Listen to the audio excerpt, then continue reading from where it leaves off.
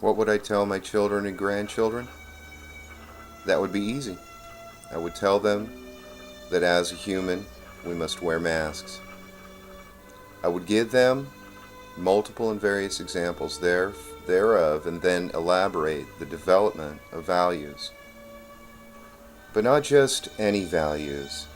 That there are values we are born with, those we are imprinted with, to wit, are enforced by law and punishment if not upheld, but these are only for a time, and not to be thought of as eternal, and that the masks we wear are to unfold closer and closer to our character, which, by and by, is unfolding too, with our values, and so, the life to be had is a moving target, and we must follow not only our heart, but our experience too. I think a good example to start with is the Garden of Eden myth, where Adam and Eve, on the approach to civilization and its development, they placed fig leaves over their genitals. Religion, theology, and dogma take the standpoint that there is a guilt, shame, and punishment to be noticed as the value to be recognized as guide. But I would stress to my family that another stance and posture can be observed as well, where life itself, for humanity, is a grand illusion to be joyfully participated in, where we put on and take off costumes, masks, for the multiple and various roles we play. In this we learn the values of each role. It is the values that guide behavior, and it is necessary to understand the right behavior for each role we are enacting. This, I feel, is an important lesson because for youth, this can be all too new, and becoming lost in a role is very typical. And when comes midlife, they can find themselves far, far from their center, cast as if upon a large ocean of possibilities that are so contrary to their own character, they can exhibit behavior much like someone with a split personality. I have found, as I would share with them, that many people express huge, inflamed, distorted behaviors reflective of a neglected aspect of their character, and that often this is directly caused by not following their heart or center. I would further explain that civilization as a whole, as I have observed and experienced it, tends to support these inflamed distortions to catch up with skipped steps in its overall development for a more well-rounded and sound wholeness.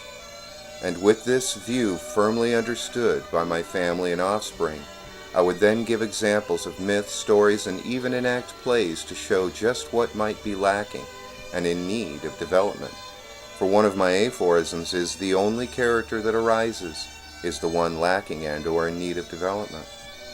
Sometimes I would share with them, people enact character personifications for the sole purpose of assisting others in what that other person is in need of developing, or, as it were, seems to be lacking in any given situation. This would lead me naturally to the perspective that life affirms itself. Life joyfully participates in and with all its multiple and various aspects. From the largest view, it does not judge itself as good or bad, only that it is unfolding, learning, growing, and changing, and developing into the mystery that is itself. I feel that in this way I would prepare them best for the mystery that they are to become, or rather, that they are becoming. And what is more besides is that they might learn the lesson of joyful participation in and with themselves, and all their multiple and various aspects as they arise. I would instruct them using personal experience of how there are pitfalls and risks inherent in life, and this unfolding in time and relationships. In this way I would knock my own self down a few pegs and also show the important courage needed to place one's self on the altar of life for sacrifice as well. I would stress the fact that life itself has initiations that will be experienced, and some will be effective in further cultivations of productive growth, and those that are ineffective as well, and how looking at life as a perfect formula is not the point, but to make the best of with what they have to do something with. But I would concern myself as well with coming from a place of one's own authentically genuine experience, and how this is always the right place to begin.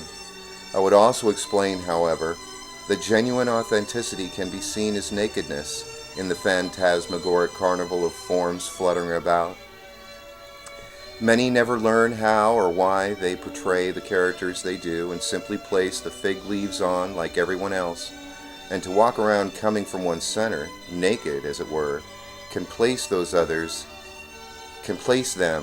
in the gauntlet of competing ego trips, all contending for what one is meant to live as a destiny, but not earned.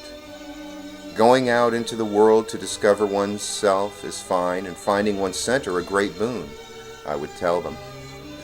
But to flaunt it and its majesty around those that have no care for it is dangerous, for it strips them of all their costumes and leaves them seen as obvious impostors toying with life and the values of the roles they enact as playthings, as simpletons, wizards' trickery, much like the story of the Emperor's New Clothes.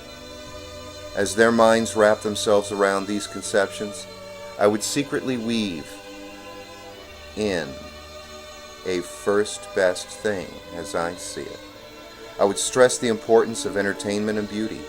If they have it in them, they just might come to the sense that they too may be the type that entertains an expression of the beautiful. This is not something to be placed upon someone. With all there is to learn and discover of our personal unfoldment in time, the creative spirit guides and leads throughout, and with our own character pulsing within, very little is left to do but to succumb and surrender unto it, a life unto life.